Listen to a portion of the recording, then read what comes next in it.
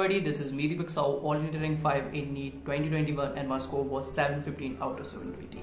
I scored 360 out of 360 in biology and मैं ये कहूँगा मैं इतनी ज़्यादा हाई स्पीड में बायोलॉजी के क्वेश्चन सॉल्व करता था वो भी बिना एक सिंगल मिस्टेक किए. यस, एग्जाम टाइम में भी मतलब my mind was set up in that mode and I am going to tell you कि how it was possible and this is all because of the art of picture framing. Yes, so इस चीज़ को समझने के लिए what is the art of picture framing, let's assume कि आप एक बहुत अपनी फेवरेट मूवी देख रहे हैं और आप उसे बहुत ध्यान से देख रहे हैं. ठीक है, आप एक फिल्म देख रहे हैं. ठीक है, अब क्या होता है, वो आप फिल्म देख चुके हैं, मतलब जो ओरिजिनल फिल्म है. देन आफ्टर मैं क्या करता हूँ, कुछ फिल्म में कुछ चेंजेस कर देता हूँ, कुछ एक्शन सीक्वेंसेस बदल देता हूँ या फिर डायलॉग्स चेंज कर देता हूँ या फिर कुछ और बदलाव कर देता हूँ एंड मैं फिर आपको वो फिल्म दोबारा से दिखाता हूँ. जब आप वो फिल्म देख रहे होंगे दूसरी बार, सो आपको वो रियलाइज हो जाएगा कि यहाँ पे यार ये चीज़ नहीं थी, यानी कि यहाँ पे कुछ और था. सो दिस इज लाइक कि आपका दिमाग ऑलरेडी सेट है पुराने वाले उसको लेके कि ये ओरिजिनल है और ये फेक है एक्चुअली. सो आप जो गलतियाँ हैं, जो मिस्टेक्स हैं, यानी कि जो चीज़ें बदली गई आप उन्हें पहचान लेंगे. सिमिलर चीज़ यहाँ पे होती है, दैट इज पिक्चर फ्रेमिंग में. मतलब आप अपनी थ्योरी पढ़ते हो एंड जब आप क्वेश्चंस लगाते हो, क्वेश्चन में कुछ भी बदलाव किया होगा, उन्होंने चेंजेस किए होंगे. और स्पेशली ये चीज़ वैलिड होती है जब आप क्वेश्चंस करते हो जो बहुत ज़्यादा स्टेटमेंट बेस्ड होते हैं और आपको पता है नीट में बहुत ज़्यादा स्टेटमेंट बेस्ड आ रहे हैं, तो ये एक सिंगल टेक्निक की हेल्प से आप सारे स्टेटमेंट बेस्ड सही कर सकते हैं. Okay, so let's come to the point. So here I have taken a question actually. So यहाँ पे मैंने क्वेश्चन लिया है. एक्चुअली ये क्वेश्चन मैंने मैमोनीट ऐप से लिया है एंड इस ऐप में बहुत ज़्यादा इंटरेस्टिंग क्वेश्चन, बहुत ज़्यादा यूजफुल क्वेश्चन है और बहुत ज़्यादा एकदम टू द पॉइंट क्वेश्चन है जो आपकी नीट की प्रिपरेशन में हेल्प करेंगे. इसके साथ साथ यहाँ पे टेस्ट सीरीज हैं और बहुत सारी इंटरेस्टिंग चीज़ें लाइक शॉर्ट नोट्स, डीपीपीज भी हैं जो बहुत ज़्यादा हाईली यूजफुल है. सो प्लीज़ मैमोनीट ऐप को चेकआउट करना ना भूलना. मैंने लिंक डिस्क्रिप्शन, पिन कमेंट दोनों में दे दिया है. Okay, so coming to this question which I have taken from मैमोनीट इटसेल्फ. सो इस क्वेश्चन को सॉल्व करने से पहले हम इस क्वेश्चन की थ्योरी देखेंगे बिकॉज दिस क्वेश्चन सही है गलत इसमें क्या करना है हमें नहीं पता, लेकिन इसकी थ्योरी ओरिजिनल फॉर्म है. So coming to the theory of the question, सबसे पहले हम कुछ चीज़ें रीड करते हैं. फॉर एग्जाम्पल, ओके, हम यहाँ से रीड करना स्टार्ट करेंगे. ओके, सो हमें यहाँ से रीड करना है. For example, stomatas structure present in the epidermis of leaves. तो आपको पता होना चाहिए स्टोमेटा एपिडर्मिस ऑफ लीव्स में प्रेजेंट है. Regulate the process of transpiration that we all know. And gaseous exchange, यानी कि स्टोमेटा के दो मेजर फंक्शन होते हैं. एक होता है ट्रांसपिरेशन, यानी कि जो वाटर है वो ऑपरेट कर रहा है, और दूसरा होता है गैसियस एक्सचेंज, CO2 का O2, दैट इज. ठीक है, अब ईच स्टोमा, ध्यान समझना है यहाँ पे पूरा वर्ड प्ले है एक्चुअली. सो जो स्टोमा होता है that is composed of 2 bean shaped और किडनी शेपेड भी बोल सकते हो guard cells actually which enclose stomatal pore. तो मैं कहूँगा कि जो स्टोमा है, stoma composed of guard cell plus pore. Okay, stomatal pore जिसे हम बोलते हैं. So this is a picture we are framing, यानी स्टोमा क्या है, तो आपके दिमाग में एक इमेज बननी चाहिए कि स्टोमा क्या है. ये guard cell and this stomatal pore, that much only is stoma. This is only stoma actually. Okay, so this should be the picture in your mind कि स्टोमा क्या है, guard cell plus pore, that's it. बस इतना ही है stoma. Okay, coming to the next. So यहाँ पे guard cell के बारे में बताया गया है. सो इन ग्रासेस में क्या होता है, जो गार्ड सेल होता है वो डम्बल शेपेड का होता है. As you can see grass, ये मोनोकॉट्स की बात कर रहे हैं. Grass is an very important example of monocot. तो यहाँ पे अगर मैं ये लिख दूँ कि मोनोकॉट्स में जो वो होता है guard cell that is dumbbell shaped, तो ये स्टेटमेंट भी सही होगा. सो आपको यहाँ पे दिख रहा है, तो it is already a picture framing, मतलब आपको ऑलरेडी एक पिक्चर दी गई है. आपको बस इसी को थोड़ा सा मेमोराइज करना है कि गार्ड सेल में क्या है. मतलब ग्रासेस और मोनोकॉट्स में क्या होता है, जो गार्ड सेल होता है वो डम्बल शेप होता है. आपको पता है कि डम्बल ऐसे ही दिखता है एक्चुअली, है ना, जो जिम में होता है, that is.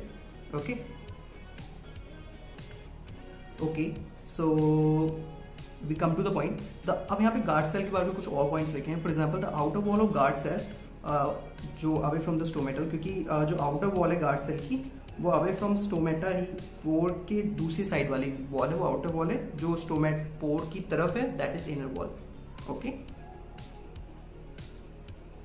The outer wall of guard cell away from the stomatal pore are thin. मतलब जो आउटर वॉल है वो थिन है, तो आपके दिमाग में एक इमेज बननी चाहिए. और जो इनर वॉल है जो स्टोमेटल पोर की तरफ है वो हाईली थिकन्ड है. तो आपके दिमाग में गार्ड सेल जब भी आएगा तो आपके दिमाग में एक ऐसी इमेज बननी चाहिए like this.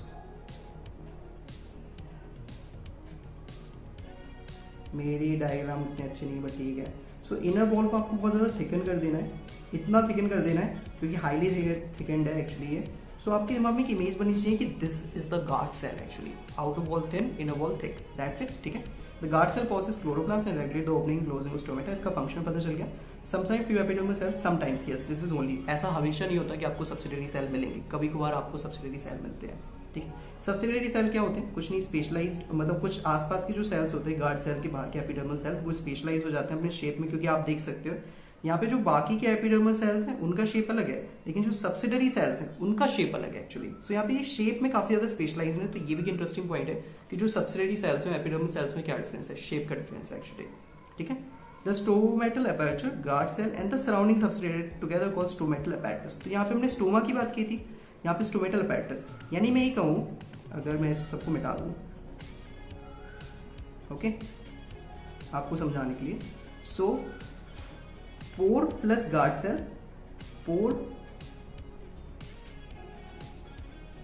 Plus guard cell is stoma, but pore plus guard cell plus subsidiary cell, मतलब ये तीनों चीजें, ये और ये तीनों चीजें stomatal aperture. So are you getting the difference? तो ये आपको पिक्चर फ्रेम करना है। This picture should be in your mind कि ये स्टोमा है एंड ये पूरा का पूरा स्टोमेटल एपर्चर है। This picture should be in your mind, okay. Okay, now coming to another thing, the cells of epidermis with number of hairs. तो यहाँ पे रूट हेयर्स की बात की जाए, रूट हेयर यूनिसेलुलर होते हैं, एपिडर्मल सेल्स राइज करते हैं, वाटर एंड मिनरल एब्जॉर्ब करते हैं, ठीक है। दूसरी तरफ देखा जाए स्टेम्स में भी कुछ हेयर्स होते हैं, उनको हम ट्राइकोम्स बोलते हैं। मतलब ऐसे समझो, रूट के पास जो हेयर है वो रूट हेयर्स, स्टेम के पास जो हेयर है वो बेसिकली ये trichomes. The trichomes in the shoot system are usually multicellular. This is interesting, and they may be branched or unbranched and soft or stiff. Okay. So जब आपके दिमाग में root hair की इमेज बननी चाहिए, so रूट हेयर की image कैसी बननी चाहिए? So it will be like that कि आपके पास ऐसे सेल्स हैं, रूट हेयर्स, ओके, रूट के एपिडर्मल सेल्स हैं एक्चुअली, एंड एक ही सेल का एलोंगेशन ऐसा निकला हुआ है एंड लाइक दिस, ठीक है। सो this is should be the imagination in your mind की रूट हेयर्स के बारे। लेकिन कमिंग टू द ट्राइकोम्स, अगर हम ट्राइकोम्स के बारे में बात करें कि ट्राइकोम्स की जब इमेज बने आपके दिमाग में, कुछ ऐसी बने कि यहाँ पे ये इस स्टेम के एपिडर्मल सेल्स हैं एंड यहाँ से कुछ ऐसा मल्टी सेलुलर सा, और कभी कभी वो ब्रांच है और कभी कभी वो ब्रांच नहीं है। सो ब्रांच हो भी सकती, ब्रांच नहीं भी हो सकती। तो this should be the image जब आपके दिमाग में ट्राइकोम बने, तो ये इमेज बननी चाहिए आपके दिमाग में, okay. I getting my point? Okay, so हमने थ्योरी समझ ली and this is the original film I have shown to you. Now coming to the question, okay. Now इस क्वेश्चन में ये है कि सिलेक्ट द करेक्ट स्टेटमेंट, यानी हमें करेक्ट को ढूंढना है, यानी कि इन चार में से 3 गलत है, 1 सही है। Let's find out. तो सबसे पहले ट्राइकोम्स, अभी डिस्कस किया, ट्राइकोम्स इन शूट सिस्टम में पाए जाते हैं, सही। मल्टी सेलुलर, ये भी सही। ब्रांच्ड, सॉफ्ट और स्टिफ, मतलब वो सॉफ्ट भी हो सकते हैं, स्टिफ भी हो सकते हैं, दैट वी हैव सीन। यहाँ पे यार वो ब्रांच हमेशा हो ये जरूरी नहीं है, सो ये थोड़ा सा डाउटफुल हुआ एक्चुअली, है ना, क्योंकि यहाँ पे अगर ये लिख देते कि दे आर ऑलवेज ब्रांच तो डेफिनेटली गलत हो जाता, बट यहाँ पे इन्होंने ये नहीं लिखा। इसके पीछे का रीजन मैं आपको बताऊंगा, ठीक है। कमिंग टू द, तो फर्स्ट वाला डाउट है, सही गलत हमें नहीं पता। Coming to the next, root hairs, oh sorry, okay, coming to the next option. So root hairs are unicellular, सही है, एलोंगेशंस होते हैं। पैरेन्काइमल सेल्स के help absorb water minerals from the soil. अब आप बताओ इसमें क्या ये सही है या गलत है? Tell me, is this option right और रॉन्ग? या tell me, try. So actually this is wrong, because आपको पता है कि रूट हेयर्स जो होते हैं वो एपिडर्मल सेल से राइज करते हैं, ना कि पैरेन्काइमल सेल से। तो इस वजह से ये चीज़ गलत है, क्योंकि एपिडर्मल आउटर मोस्ट सेल्स होते हैं, पैरेन्काइमल जो इनर मास बनाते हैं, तो रूट हेयर्स एपिडर्मल से राइज करते हैं। तो दिस इज द होक, यहाँ पे ये है, okay. Coming to the third option, outer wall of the guard cells are thin but inner wall are highly thickened. So हमें पता है, हमने जो इमेज बनाई हुई थी गार्ड सेल की, हमारे दिमाग में जो इमेज है उसकी, वो इमेज यहाँ पे सही फैक्ट रही है कि आउटर वॉल थिन है, इनर वॉल, तो ये सही। Now coming to the D option, तो stoma compose of stomatal aperture, guard cell and subsidiary cell. Is this right or wrong? Tell me. This is wrong actually, because this is not what stoma composed of. This is what stomatal apparatus composed of actually.